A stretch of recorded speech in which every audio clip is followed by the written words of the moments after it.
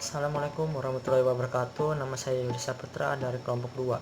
Sini saya akan menjelaskan tentang e-business, yaitu adalah kegiatan bisnis yang dilakukan secara otomatis atau semi otomatis, dilakukan dengan menggunakan teknologi elektronik.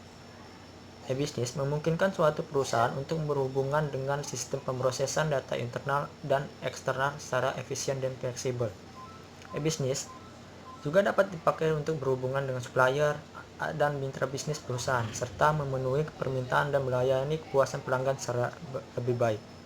Yang kedua, sini saya akan menjelaskan tentang perbedaan e-commerce dan e-business, yaitu ada 4. Yang pertama, e-business lebih luas dalam lingkupnya, dan e-commerce hanya merupakan satu aspek atau satu bagian dari e-business. Yang kedua, e-commerce hanya mencakup transaksi bisnis seperti membeli, menjual barang dan jasa melalui internet. Yang ketiga, e-commerce pada prinsipnya melibatkan perdagangan uang, sedangkan dalam e-bisnis transaksi uang tidak diperlukan. Yang keempat, e-bisnis melibatkan pemasaran, perancangan produk, evaluasi layanan konsumen, dan lain-lain. Yang ketiga, di sini saya akan menjelaskan yaitu pelaku-pelaku yang ada di dalam e-bisnis. Yang pertama, organisasi. Yang kedua, konsumen. Pada konsumen ini terdapat banyak berbagai kalangan yang dapat enjoy, yaitu dari dewasa, anak-anak, remaja, wanita maupun pria. Yang ketiga, perusahaan. Yang keempat, supplier. Yang kelima, pekerja. Dan yang terakhir, rekan bisnis. Sekian dari saya, itu penjelasan dari saya. Yang pertama, pengertian e-bisnis, yang kedua, perbedaan e-commerce dan e-bisnis, dan yang terakhir, pelaku e-bisnis. Assalamualaikum warahmatullahi wabarakatuh. Nama saya Anggun Septria, saya dari kelompok 2. Di sini saya akan menjelaskan tentang alat, media, dan sumber daya yang digunakan dalam e-bisnis. Yaitu ada 1. Teknologi informasi dan komunikasi. 2. Adanya komputer. Komputer itu data yang telah terkomputerisasi. Dan ketiga, ada internet. Dan di sini juga saya akan menjelaskan tentang kegiatan sasaran dalam e-bisnis, yaitu ada 1. Kegiatan bisnis, kedua, proses bisnis utama, ketiga, adanya pembelian, penjualan, pelayanan, dan transaksi. Yang keempat, itu ada operasi bisnis utama. Tujuan dalam e-bisnis itu ada 1. Koordinasi, komunikasi, dan pengelolaan organisasi. Yang kedua ada transformasi proses bisnis dan sharing informasi. Dan saya juga akan menjelaskan keuntungan dalam e-bisnis, yaitu ada 1. Pendekatan yang aman, fleksibel, dan terintegrasi. Kedua, memberikan nilai bisnis yang berbeda, efisien, peningkatan produktivitas dan keuntungan. Contohnya, Harian Kompas. Harian Kompas juga itu memiliki e-bisnis Kompas Online. Kompas menjalankan proses bisnis, utamanya berupa penyediaan berita dan distribusinya. Kompas tidak lagi hanya melalui media cetak saja, tetapi juga melalui internet. Keuntungan dapat diberikan Kompas Online dapat diakses oleh seluruh penduduk di Indonesia, bahkan di dunia. Kompas Online juga up to date dan dapat diakses selama 24 jam. Wabarakatuh. Nama saya Desela Putri dari kelompok 2. Di sini saya akan menjelaskan jenis-jenis dari bisnis. Yang pertama yaitu B2C atau bisnis to konsumen. B2C adalah kegiatan bisnis yang pelayanannya secara langsung dilakukan kepada konsumen melalui barang dan jasa. Transaksi penjualannya dapat dilakukan di internet dan konsumen dapat memesan secara langsung dengan melihat harga-harga yang sudah tercantum. Kelebihan dari B2C adalah sebagai berikut. Yang pertama, yaitu dapat disebut sebagai transaksi pasar. Yang kedua, konsumen dapat mempelajari produk yang ditawarkan melalui publik. Yang ketiga, konsumen dapat membeli dengan electronic cash. Dan yang terakhir adalah dapat meminta agar barang dikirim secara cepat. Yang kedua yaitu B2B atau business to business. B2B adalah transaksi secara online antara objek bisnis yang satu dengan objek bisnis yang lainnya. Transaksi dapat menggunakan ED atau Electronic Data Interchange dan email untuk pembelian barang dan jasa, konsultasi, dan informasi. B2B juga digunakan untuk pengiriman dan penerimaan proposal bisnis. Yang ketiga, G2B atau Government to Business. Government to Business adalah bisnis yang dilakukan oleh pemerintahan dengan para pelaku bisnis atau sektor bisnis dengan menggunakan interaksi secara online. Yang terakhir yaitu C2C atau customer to customer. C2C adalah sistem komunikasi bisnis antar pelaku bisnis atau transaksi antar konsumen untuk memenuhi kebutuhan tertentu pada saat tertentu. C2C merupakan model e-commerce yang telah menjamur di Indonesia karena banyak sekali. Contoh dari C2C adalah iklan baris dan toko buku online atau segala jenis lainnya yang dimiliki pemilik blog yang biasanya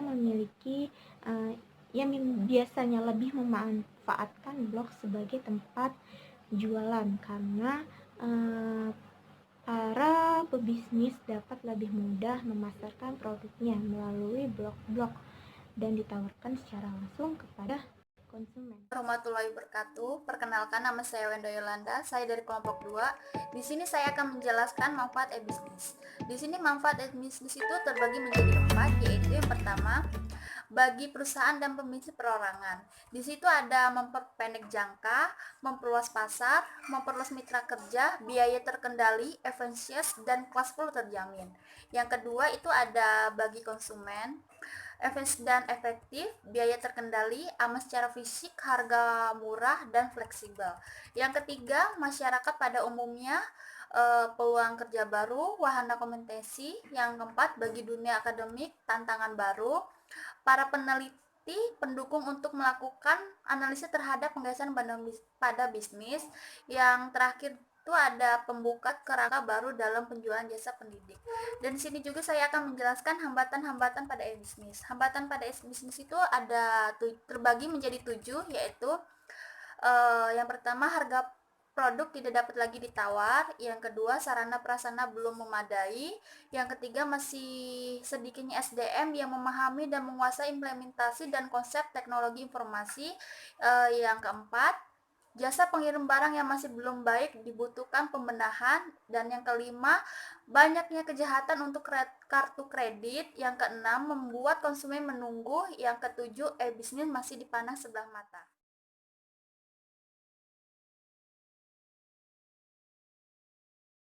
Saya Rani Anggraini dari kelompok 2 ingin menjelaskan kelebihan dan kelemahan e-bisnis. Kelebihannya, dia lebih tepat sasaran, lebih memudahkan sarana, aksesnya lebih mudah, dan dia lebih mengirit modal. Kelemahannya, yang pertama, konsumen dan penjual tidak bisa bertemu. Jadi transaksi itu tidak pernah bertemu di antara konsumen dan penjual. Yang kedua, bisa menimbulkan kerugian atau penipuan. Secara tidak langsung mereka tidak bisa bertemu tatap muka. Dari situ mereka akan menimbulkan penipuan. Model-model bisnis yaitu 1. Virtual storefront. Itu transaksi sudah modern, tapi kita masih menggunakan jasa pengiriman sebagai pengiriman produk, misalkan kurir dan lain-lain secara tradisional. Kedua, marketplace content creator. Itu penawaran barang atau jasa di satu titik, misalkan pasar. Ketiga, informasi broker. itu menawarkan produk dan jasa. Eh, Pernah juga menyediakan transaksi. Selanjutnya, transaction broker itu lebih mengutamakan transaksi. Selanjutnya, electronic clearing house itu menyediakan produk lelang produk di mana harga dan ketersediaan itu bergantung pada konsumen. Selanjutnya, reserve auction itu penawaran konsumen terhadap produsen dan penawaran tergantung konsumen. Selanjutnya, digital product delivery. Di situ transaksi menawarkan multimedia untuk dipasarkan di internet.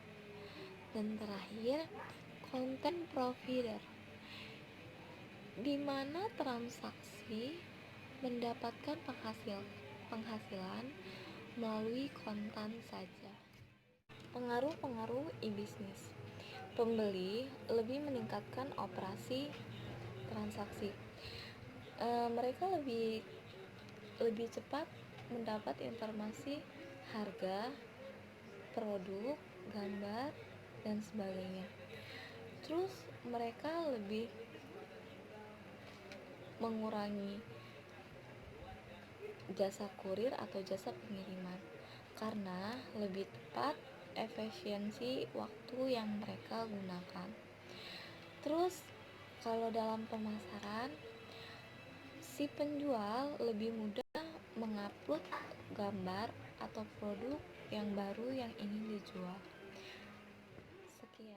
Jelaskan faktor-faktor keberhasilan e-bisnis. Yang pertama, e-bisnis dan strategi organisasi, yaitu nilai strategi untuk melakukan implementasi e-bisnis tergantung pada tingkat sejauh mana proses tersebut dapat membantu organisasi mengimplementasikan dan mencapai strategi keseluruhan. Yang kedua, pembeli dan inbound logistik, yaitu internet dapat meningkatkan aktivitas pembeli dengan cara mempermudah perusahaan mengidentifikasi calon pemasok dan membandingkan harga. Yang ketiga, operasi internasional, sumber daya manusia dan infrastruktur, yaitu teknologi komunikasi tingkat lanjut dapat secara signifikan meningkatkan efisiensi secara internal. Yang keempat, outbound logistik, akses yang tepat waktu dan akurat atas informasi rinci tentang pengiriman memungkinkan penjual mengurangi biaya transportasi melalui pengiriman gabungan para pelanggan yang dekat lokasinya dengan satu sama yang lain. Yang kelima, penjual dan pemasaran, yaitu perusahaan dapat menciptakan katalog elektronik di website mereka untuk mengotomatisasikan input pesanan penjualan. Yang terakhir, pelayanan dan dukungan purna jual, yaitu e-bisnis dapat secara signifikan meningkatkan kualitas dukungan purna jual ke para pelanggan. Saya akan menjelaskan infrastruktur untuk e-bisnis. Jenis-jenis jaringan dalam e-bisnis itu ada 3, yaitu ada LAN. LAN itu adalah jaringan komputer yang peralatan lainnya lokasinya dekat satu dengan yang lainnya atau biasanya masih dalam satu gedung. Terus ada WAN. WAN itu adalah jaringan komputer peralatan lainnya yang mencakup wilayah geografis yang luas. Dan yang terakhir itu ada WAN. WAN itu adalah sistem komunikasi jarak jauh yang desain atau dikelola satu perusahaan yang independen. Di sini juga saya akan menjelaskan tentang peranan internet dalam e-bisnis, yaitu keterhubungan global atau global connectivity. Melalui internet dan kemudahan penggunaan dapat menyediakan akses kepada dunia bisnis dan perorangan yang secara normal akan sulit dilakukan. Perusahaan bisnis dapat secara langsung menghubungi pemasok, rekan bisnis, atau pelanggan perorangan dengan biaya rendah, meskipun terletak sangat jauh geografisnya.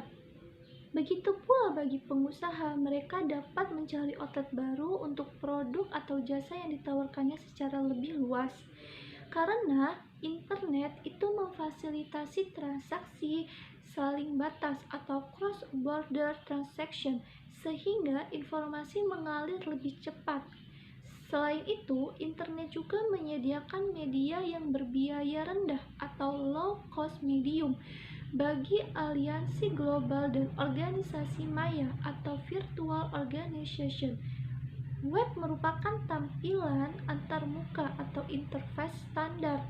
Dengan media internet memungkinkan akses global dengan murah yang dapat dipergunakan untuk menciptakan sistem dalam sebuah organisasi. Bukan itu saja, internet dapat menciptakan aplikasi interaktif yang dapat disesuaikan untuk berbagai kebutuhan. Menjelaskan peranan website dalam e-bisnis.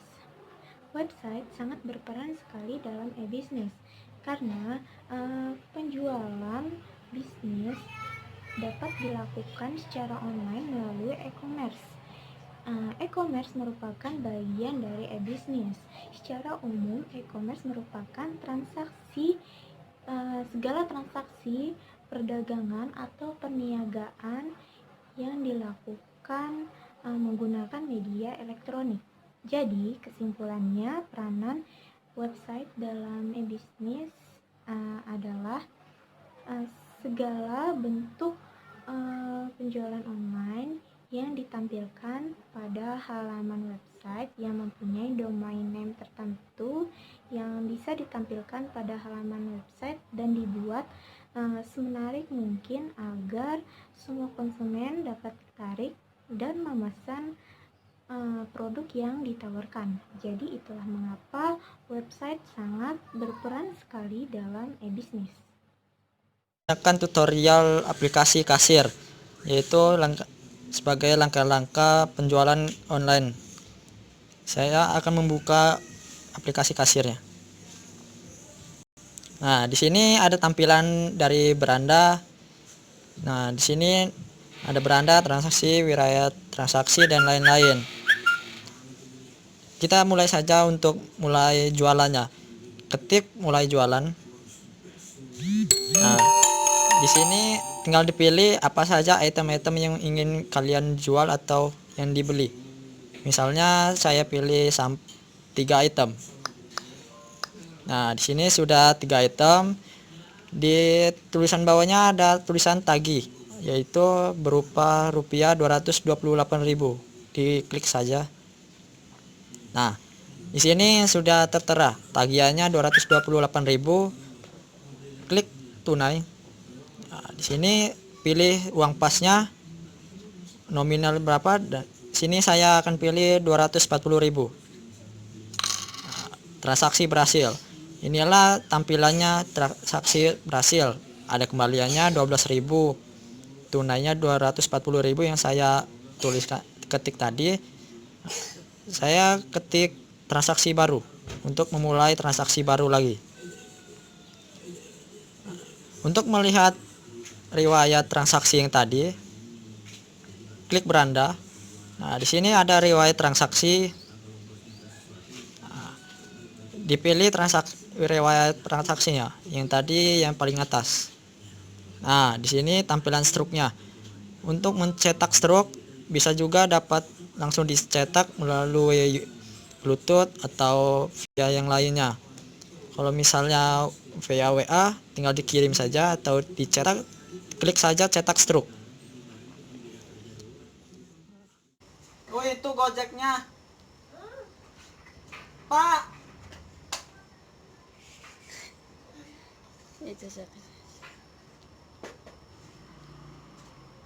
Oh, itu Gojeknya.